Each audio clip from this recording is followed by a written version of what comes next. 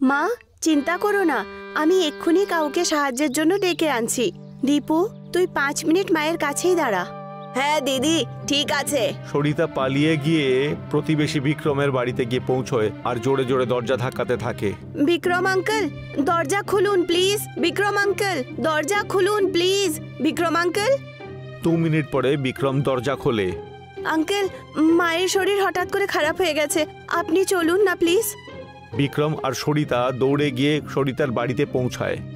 সরিতার মা তখনও অজ্ঞান হয়ে আছে আর সরিতার ছোট ভাই দীপু কাঁদতে কাঁদতে ওর মাথায় হাত বুলাতে থাকে। বিক্রম তাড়াতাড়ি করে অ্যাম্বুলেন্স ডাকে এবং সবাই মিলে হসপিটাল পৌঁছায়। সেখানে সরিতার মাকে অ্যাডমিট করে দেওয়া হয়। সরিতা একটা বেঞ্চে বসে থাকে, তখনই তার পাশে বিক্রম এসে বসে। সরিতা, তুমি ঠিক আছো তো? আঙ্কেল, মায়ের ঠিক হতে আর কত সময় লাগবে? ডাক্তার বলেছে যে তোমার মায়ের হার্টের অসুখ করেছে, ওনার হার্ট অপারেশন করতে হবে আর 1 মাস ধরেও অ্যাডমিট করে রেখে দিতে হবে। এখন আমরা কি করব আঙ্কেল? আমি তোমাকে পুরো সাহায্য করার চেষ্টা করব, কিন্তু অপারেশন খুবই কস্টলি আর এত টাকা তো আমার কাছেও নেই। ডক্টর আজই টাকা জমা করার জন্য বলছে, না হলে ও চিকিৎসা শুরু করবে না। কিন্তু আমরা এত টাকা কোত্থেকে আনবো? সরিতা অপারেশনের জন্য এই টাকা জমা করতে অক্ষম হয় আর ডক্টর সরিতার মায়ের চিকিৎসা বন্ধ করে দেয়।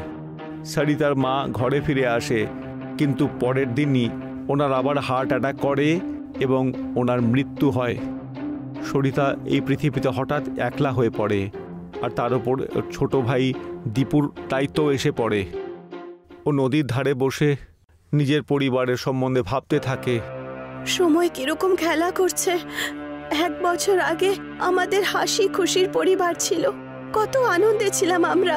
বাবা রোজ রাত অফিস থেকে আসতেন আর আমাদের জন্য খেলনা নিয়ে আসতেন, আর মা আমাদের জন্য কত রকমের খাবার বানিয়ে রাখতেন। আমি আর দীপু খুব লড়াই করতাম আর উনি আমাদের বকতেন। আমরা সবাই মিলে খেতাম, হাসতাম আর ঘুরতে যেতাম। আমার বাবার আমি প্রিয় মেয়ে ছিলাম, কিন্তু সেদিন রাত সব পাল্টে গেল যখন বাবা রোড অ্যাক্সিডেন্টে মরে গেলেন। এখন এই পৃথিবীতে দীপু ছাড়া আর আমার কেউ নেই, কিন্তু আমাকে সাহস রাখতেই হবে। দীপুর জন্য বেঁচে থাকতে হবে। আমাদের কাছে ব্যাস এখন মা বাবার বাড়ি বেঁচে আছে, আর কিচ্ছু নেই। সরিতা যখন ঘরে ফেরে তখন দেখে ওর ভাই দীপু বাইরে দাঁড়িয়ে কাঁদছে। কি হয়েছে দীপু? বিক্রম আঙ্কেল কোথায়? উনি তো তোর দেখাশোনা করছিলেন। সেই সময় বিক্রম ঘরের ভেতর থেকে কিছু পেপার নিয়ে বেরিয়ে আসে আর সেগুলো সরিতার হাতে ধরিয়ে দেয়। এই নাও তোমার ঘরের কাগজপত্র, এই বাড়ি এখন আমার, তোমরা এখানে থাকতে পারবে না। যাও, নিজের জিনিসপত্র গুছিয়ে নাও আর এখান থেকে বেরিয়ে যাও। সরিতা নিজের চোখে বিশ্বাস করতে পারে না। ও বিক্রম আঙ্কেলকে ভরসা করত, কিন্তু তার এই অসুবিধার ফায়দা উঠিয়ে বিক্রম সরিতার ঘরকে নিজের নামে করে নিয়েছিল। সরিতা আর দীপু গৃহহীন হয়ে পড়ে। সরিতার কাছে কোনো রাস্তা ছিল না, ও একা লড়তেও পারছিল না। ও দীপুকে নিয়ে রাস্তার ধারে বসে পড়ে। দিদি, মা বাবা কোথায় চলে গেছেন? ওরা আমাদের নিতে কেন আসছেন না? আমাদেরকে খাবার কেন দিচ্ছেন না? দিদি, আমার খুব খিদে পেয়েছে। তুই চিন্তা করিস না দীপু, মা বাবা কোথাও যায়নি। ওরা সবসময় আমাদের সাথেই আছেন আর আমাদের দেখছেন, ব্যাস আমাদের কাছে আসতে পারছেন না। কিন্তু আমি আছি তো তোর সাথে, আর সব সময় থাকবো। এখন তুই ঘুমিয়ে পড়, কাল আমি তোকে পাক্কা কিছু না কিছু খাওয়াবো। সরিতা দীপুকে অনেক কষ্ট করে শুয়ে দেয়। তারপরে সে আশেপাশের হোটেলে খাবার আনতে যায়, সেখান থেকে হোটেলওয়ালা তাকে ভাগিয়ে দেয়। তারপরে সে রামধারীর হোটেলে গিয়ে পৌঁছায়। আঙ্কেল, 2 দিন ধরে কিচ্ছু খাইনি, আমাকে কিছু খেতে দিন প্লিজ, প্লিজ আঙ্কেল। কে জানে কোথার থেকে সব এসে পড়ে রোজ। যাও এখান থেকে, আমাদের কাছে ফোকটে দেওয়ার মতো খাবার নেই এখানে, ভিখারি মেয়ে কোথাকার। ঠিক তখনই সব কথা এই হোটেলের মালিক রামধারী শুনে নেয় আর সে এসে সরিতাকে জিজ্ঞেস করে, কি হয়েছে মা, এতক্ষণ ধরে এখানে কি করছো? আমি আর আমার ভাই 2 দিন ধরে কিচ্ছু খাইনি, প্লিজ কিছু খেতে দিন। ঠিক আছে, আমি দিচ্ছি তোমাকে। তোমার লজ্জা করে না কোনো ক্ষুধার্তকে এভাবে তাড়িয়ে দিতে? যাও গিয়ে ওনার জন্য খাবার নিয়ে এসো। তুমি বাতাও মা, তোমার সাথে কি হয়েছে। সরিতা রামধারীকে পুরো ঘটনাটা বলে। সরিতার এই পুরো ঘটনা শুনে রামধারীর মনে প্রচুর দয়া হয় এবং সে বলে, বলো আমি তোমাকে আর কিভাবে সাহায্য করতে পারি? আমি নিজেই টাকা রোজগার করতে চাই স্যার। আমার মা আমাকে খুব ভালো ছোলে কুলচে বানাতে শিখিয়েছেন। আমি সেটা বানিয়ে বিক্রি করে পয়সা রোজগার করতে চাই, কিন্তু আমার কাছে এই কাজ শুরু করার জন্য টাকা পয়সাই নেই। যদি আপনি আমার এতে সাহায্য করতে পারেন তাহলে আমি সারা জীবন আপনার কৃতজ্ঞ থাকব। রামধারী সরিতাকে কিছু টাকা এনে দেয় আর তারপর বলে, তোমার সাহস কিন্তু দেখবার মতো। তুমি কখনোই নিজের জীবনে কিন্তু হার মানার নয়।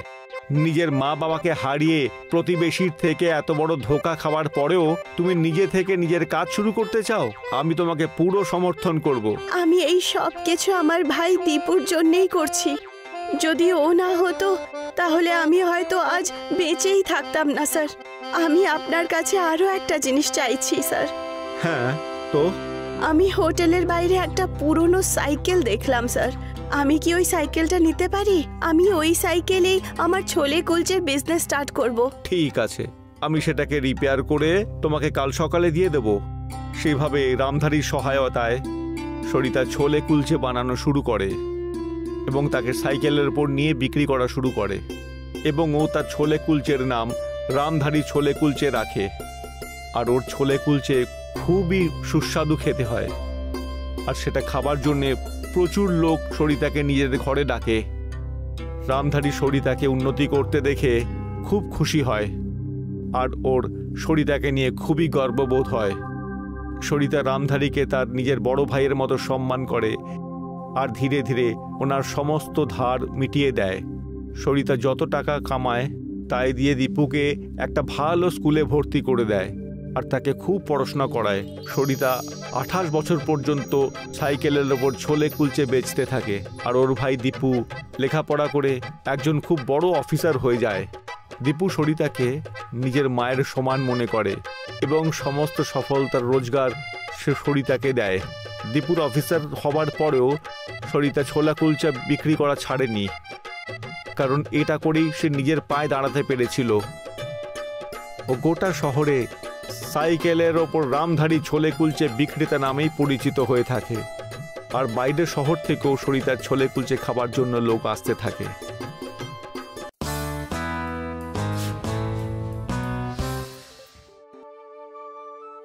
একটা গ্রামে সোনাম নামে একটা মেয়ে হাসপাতালের বাইরে ছোলা বেচত।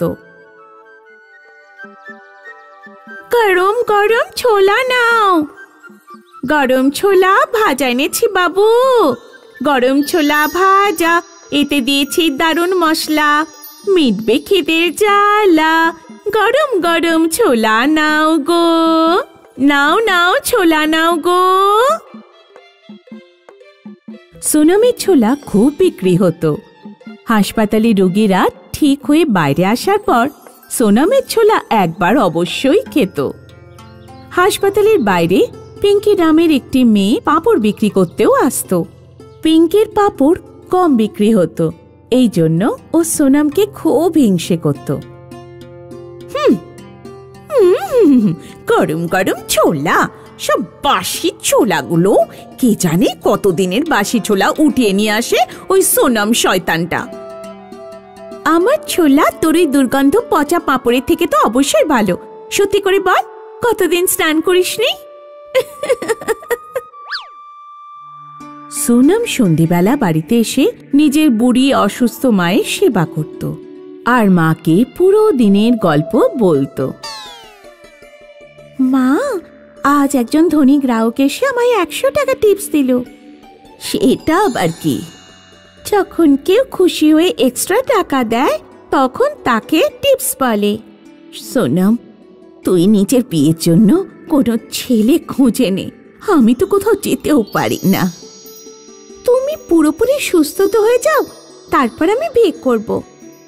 সোনামের মায়ের স্বাস্থ্য দিন দিন খারাপ হতে লাগলো। একদিন সোনামকে ওর মাকে হাসপাতালে নিয়ে যেতে হলো। পিঙ্কি এটা দেখে খুব খুশি হলো। সোনামের মা এখন হাসপাতালে, ও এখন ছোলা বেচতে পারবে না, ততদিনে আমি ছোলার ব্যবসা জমিয়ে নেব। এত বড় সুযোগ আর পাওয়া যাবে না। পিঙ্কি পাঁপড় বেচা ছেড়ে দিল আর ছোলা বেচা শুরু করলো। কিন্তু পিঙ্কির ছোলার স্বাদ কারোর পছন্দ হলো না, আর পাঁপড়ের মতো ওর ছোলাও খুব কম বিক্রি হলো। অন্যদিকে সোনামের মায়ের শরীর ঠিক হয়ে গেল। সোনাম আবার ছোলা বেচা শুরু করলো।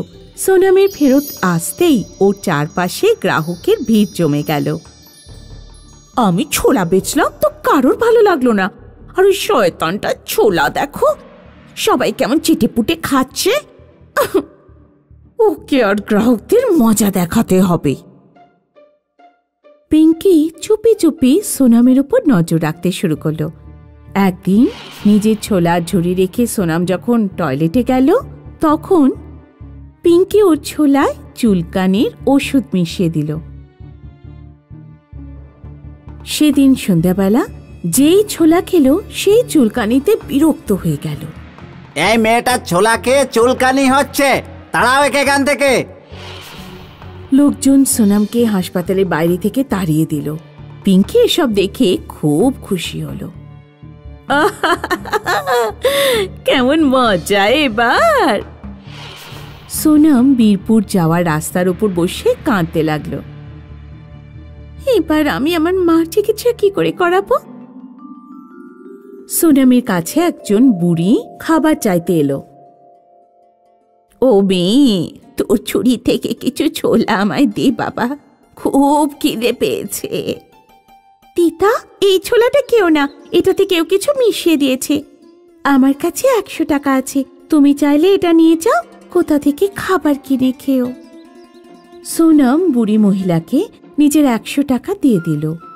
বুড়ি মহিলা ছোলার উপর নিজের হাত দেখান, কিছু বিরতি দেখা যায়।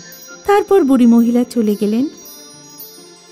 সোনাম ওই চুলকানির ছোলা নিয়ে বাড়িতে ফিরল। ও এসে সব কথা মাকে বলল। দেখি 1 চামচ ছোলা আমায় দিয়ে দেখি, জানতে পারবো এতে চুলকানি হচ্ছে কিনা। মা 1 চামচ ছোলা খেল, আর ছোলা খেতেই সোনামের মা একদম সুস্থ হয়ে গেল। সোনাম, আমার শরীর খুব ভালো লাগছে রে, আর আমার কোথাও চুলকানিও হচ্ছে না।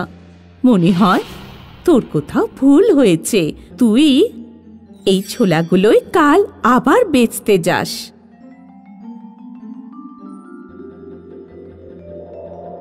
সোনাম পরের দিনই ছোলা নিয়ে আবার হাসপাতালের বাইরে গেল।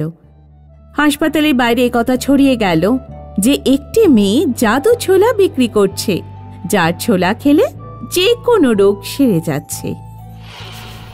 সোনামের কাছে রোগীদের ভিড় লেগে গেল। লোকেরা ওকে 2 গুণ 3 গুণ টাকা দিল, আর ছোলা খেয়ে গেল, আর সবাই সুস্থ হয়ে নিজের বাড়ি ফিরল। পিঙ্কিও এই কথা জানতে পারল।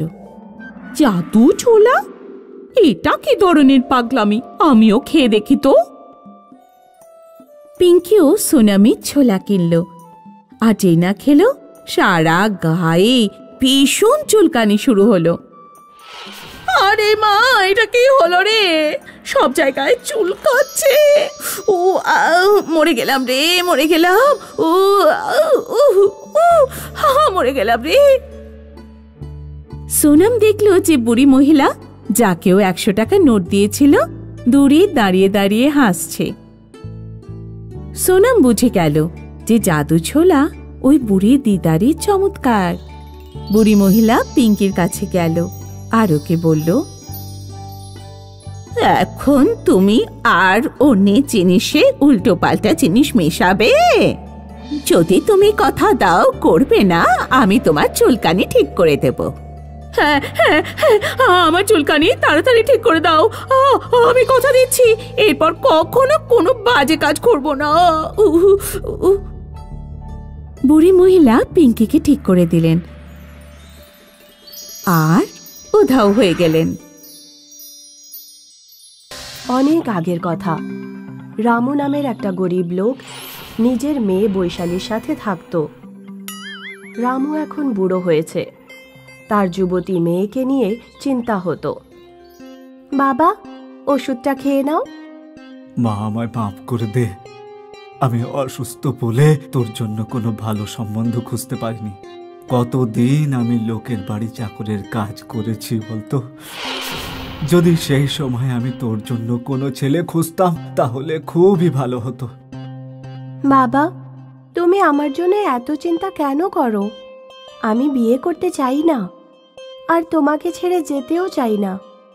একদিন বৈশালী কুয়োতে জল ভরতে গেল।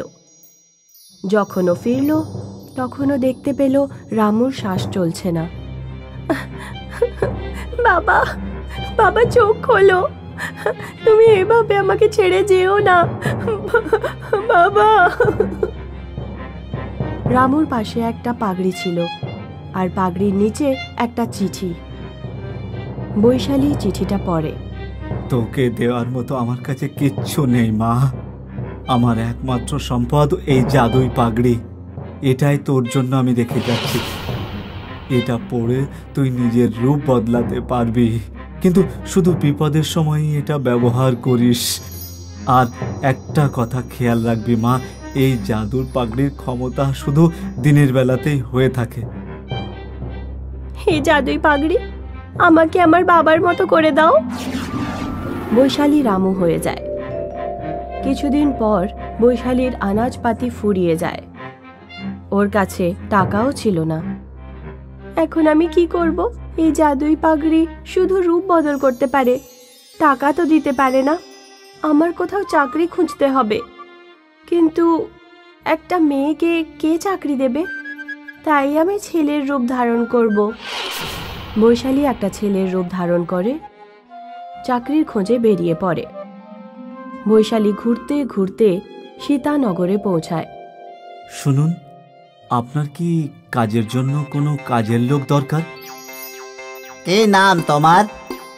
আমার নাম হলো বৈশালী। না না, আমার নাম হলো বিশাল। বৈশালী অনেক বড় এক কাপড়ের ব্যবসায়ীর কাছে চাকরি পায়। বৈশালী অনেক পরিশ্রম করে আর কাজ করতে থাকে, আর দোকানে আসা ক্রেতাদের সাথে দারুণ ব্যবহার করত। যখন থেকে বিশাল দোকানে এসেছে আমার ব্যবসা রমরমা শুরু হয়েছে, এই জন্য এর মাইনে দ্বিগুণ করে দেব। বৈশালী খেয়াল করে সূর্য ডোবার আগেই বাড়ি ফিরে আসতো,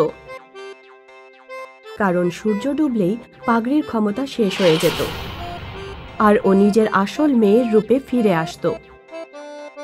কিছু মাস সব ঠিকঠাক চলছিল। বৈশালী ভালো টাকা কামাচ্ছিল, কিন্তু গোলমাল তখন শুরু হলো যখন ব্যবসায়ীর মেয়ে বিশালের প্রেমে পড়ল। ব্যবসায়ীর মেয়ে সন্ধ্যা দোকানে বাবাকে খাবার দিতে আসতো। বিশাল, তুমি খাবার খেয়েছো? হ্যাঁ, আমি বাড়ি থেকেই খেয়ে আসি, আর তারপর বাড়ি ফিরেই আমি খাবার খাবো। যদি তুমি চাও আমি তোমার জন্য খাবার নিয়ে আসতে পারি। আজ তুমি কি আমার সাথে আমার বাড়ি দেখতে যাবে? না, আমি এখন যেতে পারবো না, দোকানে ক্রেতাদের ভিড় হবে। চলে যাও বিশাল, ক্রেতাদের আমি সামলাবো। ব্যবসায়ীও চাইতো যে বিশালের বিয়ে তার মেয়ের সাথে হোক। ওই দিন বৈশালীকে সন্ধ্যার সাথে ওদের বাড়ি যেতে হয়। ব্যবসায়ীর বাড়ি অনেক বড় ছিল। ঘুরতে ঘুরতে ওখানে সন্ধে হয়ে আসে। সূর্য ডুবতে বসেছিল। এখন আমাকে যেতে হবে। কিন্তু তুমি তো এখনো পুরো বাড়ি দেখোইনি। আমি আবার কখনো আসবো, এখন আমাকে যেতে হবে। তুমি রাতে এখানেই থাকতে পারো। না, আমাকে এখন যেতেই হবে। বৈশালী ওখান থেকে দৌড়ে পালায়, সোজা নিজের বাড়িতে এসে থামে।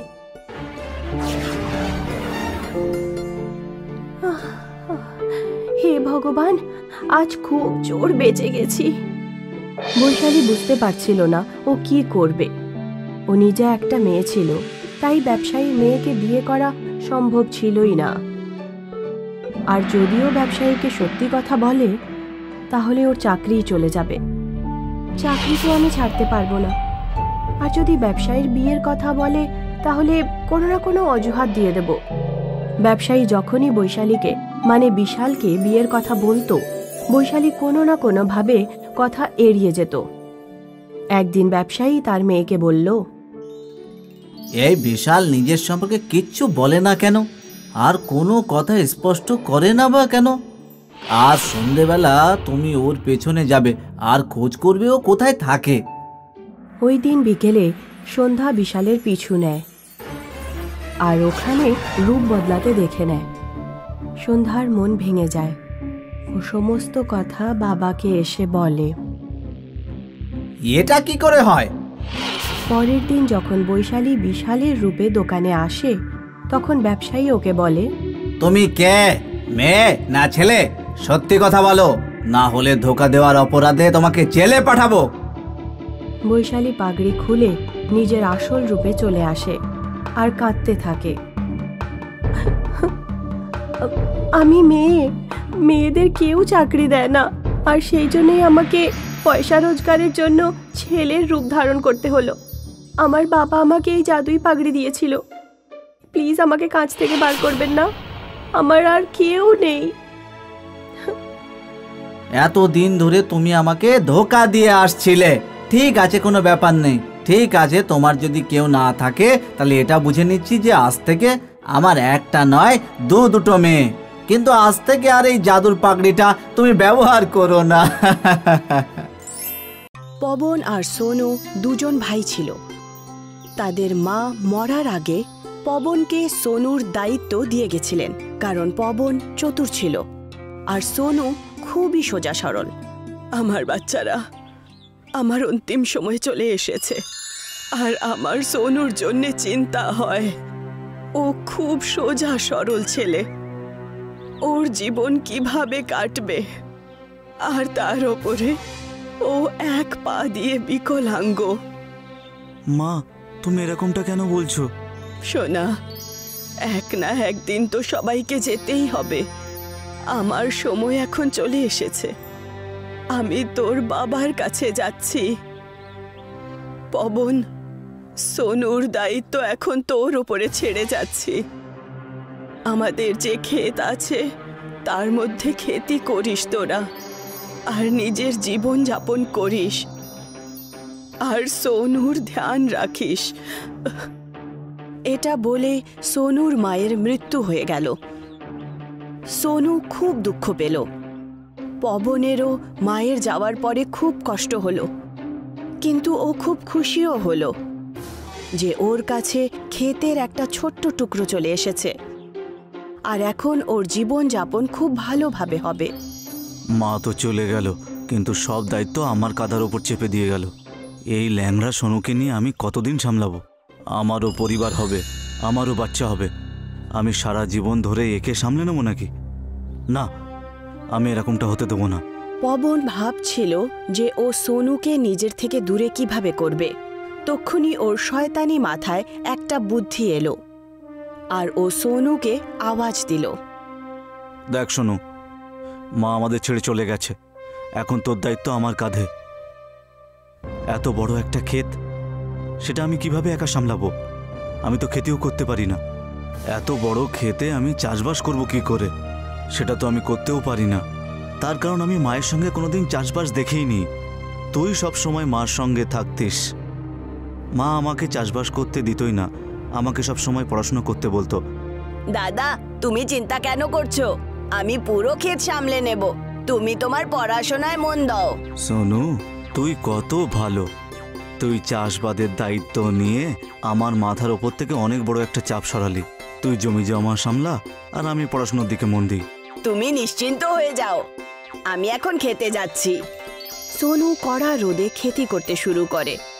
ও খেতে ছোলার ডাল আর আটার চাষ করে, যা খুব ভালো ফসলের রূপে রূপান্তরিত হয়।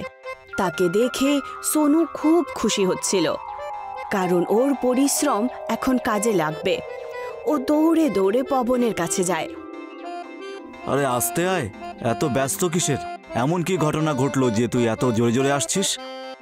এমনিতে তো চলতেও পারে না, আর এখন দেখো হাওয়ার বেগে চলে আসছে। দাদা, এত সুখবর এনেছি। দেখো, আমার পরিশ্রম কাজে লেগেছে। দেখো ফসল কত সুন্দর হয়েছে, একদম সোনার মতো হাওয়ায় বইছে। ছোলার ডাল আর আটার ফসল খুব ভালো হয়েছে দাদা। তাই নাকি? সত্যি সত্যি? পবন যখন খেতে আটা আর ছোলার ডালের ফসল দেখলো, তখনও খুব খুশি হলো, আর তার মনে লোভ চলে আসে। এই সোনু যদি এখানে থাকে তাহলে এর অর্ধেক ভাগ আমাকে দিতে হবে। আমি অল্প কিছু ছোলা আর গম দিয়ে একে তাড়িয়ে দিই। দেখ সোনু, তুই অনেক পরিশ্রম করেছিস, এটা খুব ভালো কথা। আমি কতদিন তোর বোঝা বইব? তুই তোর ভাগের ছোলা আর গম নিয়ে তুই এখান থেকে বেরিয়ে যা। দাদা, তুমি এরকম কেন বলছো? মা তোমাকে আর আমাকে একসাথে থাকতে বলেছিল। মা এখন এই দুনিয়ায় নেই, তাই তুইও এখন আমার জীবন থেকে চলে যা। পবন সোনুকে ধাক্কা মেরে ওখান থেকে বার করে দেয়। সোনু দুঃখিত মনে একটা নদীর পাড়ে গিয়ে বসে যায়। তক্ষুনি ওর বন্ধু অনিল ওর কাছে আসে আর ওকে ওর উদাসীর কারণ জিজ্ঞাসা করে। সোনু সমস্ত কথা অনিলকে বলে। অনিল তার দুঃখ শুনে তাকে নিজের সাথে বাড়িতে যেতে বলে। বন্ধু, আমি আমার ভাইয়ের কাছে এরকমটা ভাবিনি। আমাকে বাড়ি থেকেই বার করে দিল। এখন আমি এই পৃথিবীতে কার সঙ্গে থাকবো? এই এক মুঠো আটা আর এক মুঠো ছোলার ডাল নিয়ে আমি জীবন কি করে কাটাবো? ভুল তো এমনিতে দাদারও নেই। আমার মতো বিকলাঙ্গ আর কম বুদ্ধি ছেলেকে নিজের সাথে কে রাখবে বল? আরে চিন্তা করছিস কেন? তোর মাথায় বুদ্ধি নেই সেটা না, আসলে তুই হলো সরল, আর সবাই সবাইকে ঠিকভাবে চিনতে পারে না যে সে কি পারে। কিন্তু আমি করবই বা কি? তুই চিন্তা করিস না, আমার বাড়িতে চল। আমার মা আজকে ডাল ভাত বানিয়েছে, চল খুব মজা করে খাবি।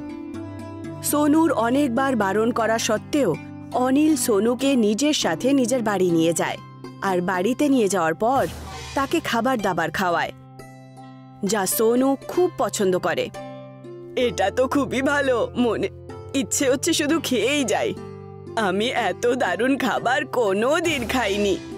আমার মাথায় একটা বুদ্ধি এসছে। তুই ডাল আর এই গম দিয়ে একটা ভালো কিছু রেসিপি বানাচ্ছিস না কেন? মানে আমি এরকম করতে পারবো? আমার কাছে তো কোনো জায়গাও নেই। তুই এর চিন্তা করিস না, আমি তার ব্যবস্থা করে দেব। অনিল সোনুর সাহায্য করে আর তার সাহায্যের সাথে সোনু খাবার বানাতে শুরু করে। কিন্তু ওখানে কোনো গ্রাহক তার খাবার খেতে আসতো না। তখনই ওখানে একজন বুড়ি মা আসে আর তার কাছে খাবার চায়। মা, আজই দোকান শুরু করেছি, কোনো গ্রাহক আসেনি। আপনি হলেন আমার প্রথম গ্রাহক। আমি আপনার জন্য খিচুড়ি নিয়ে আসছি। কিন্তু সোনা, আজ তো তোমার ব্যবসার প্রথম দিন, তাই না? আর আমার কাছে তোমাকে দেওয়ার জন্য কিচ্ছুই নেই সোনা। আপনার কাছে তো অনেক দামি জিনিস আছে, আর সেটা হলো আপনার আশীর্বাদ। আপনি শুধু আমায় আশীর্বাদ দিন আর এই খিচুড়ি খেয়ে যান। বুড়িমা ওখানে বসে খিচুড়ি খেয়ে খুব খুশি হলেন আর উনি নিজের ঝুলি থেকে একটু ছোলার ডাল বার করে, আমার কাছে তোমাকে দেওয়ার জন্য কিচ্ছু নেই, ব্যাস হ্যাঁ এই ছোলার ডাল আছে, এটাই আমার আশীর্বাদ ভেবে নিজের কাছে রেখে নাও আর নিজের খিচুড়িতে মিশিয়ে দিও। এইটুকু বলে উনি ওখান থেকে চলে যান। পরের দিন সোনু আবার খিচুড়ি বানাতে শুরু করে আর ওই বুড়িমার দেওয়া ছোলার ডাল ওই খিচুড়িতে দিয়ে দেয়। খিচুড়ি তৈরি হওয়ার পর ওখানে গ্রাহকদের ভিড় জমা হয়ে যায় আর বিকেল অবধি তার অনেক রোজগার হয়। কিন্তু সে তার আমদানিতে বিশ্বাসই করতে পারছিল না। আমার তো বিশ্বাসই হচ্ছে না, একই দিনে এত টাকা রোজগার করে ফেললাম। কাল রাত অবধি তো একটা গ্রাহকও ছিল না এখানে। এসব হলো তোর ভালো কর্মের ফল। তুই যে ওই বুড়িমাকে খাবার খাইয়েছিলি, তার বদলে উনি যে ডাল দিয়েছিল, তার জন্যই সবকিছু হয়েছে। ও ডালের রূপে তোকে আশীর্বাদ দিয়ে গেছেন। এবার তুই অনেক কামাই করে একেবারে মালামাল হয়ে যাবি। এখন এই ডালের রেসিপিটা জাদুই হয়ে উঠেছে। সোনু এই কথাটা জেনে খুব খুশি হয় আর সে নিজের পরোপকার জারি রাখে। খিচুড়ি সবাই পেট ভরে খেত আর যখন বিকেলে খিচুড়ি বেঁচে যেত, সেই বেঁচে যাওয়া খিচুড়ি সে তাদের মধ্যে বিতরণ করে যাদের ঘরে খাবার জন্যে টাকা পয়সা থাকে না, ও গরিবদের মধ্যে এই সমস্ত খিচুড়ি বিতরণ করে দেয়। এখন ওর রোজগার অনেক বেশি বেড়ে যায় আর খুব ধনী হয়ে ওঠে।